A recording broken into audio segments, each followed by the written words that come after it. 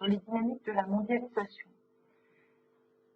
Nous allons commencer par une introduction et notamment par définir ce qu'est la mondialisation. Alors, comme vous pouvez le constater ici, il existe plusieurs définitions de la mondialisation proposées par des historiens et des géographes français. Certains proposent une approche plus géopolitique, d'autres plus économique, d'autres plus culturelle. Donc il n'y a pas de consensus sur ce sujet-là. De fait, que faut-il retenir? Alors que le terme de mondialisation est apparu en 1962, que les Anglais préfèrent le terme de globalisation, et qu'il n'y a pas de définition qui fasse autorité. La mondialisation, c'est un objet de débat.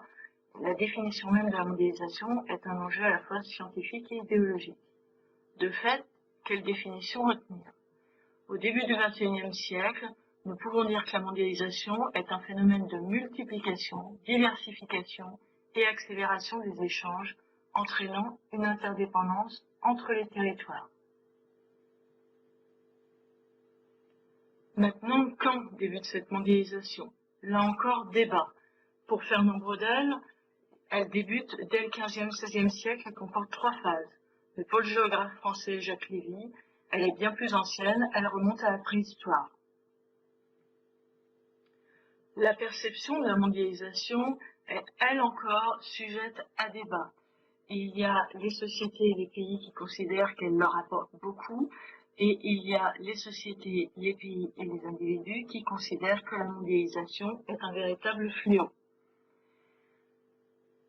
Alors, au final, il n'y a qu'un seul point de consensus sur cette notion de mondialisation, c'est la dimension planétaire du phénomène en ce début du XXIe siècle. Mais attention, la mondialisation n'est pas un phénomène universel, ce n'est pas un phénomène homogène.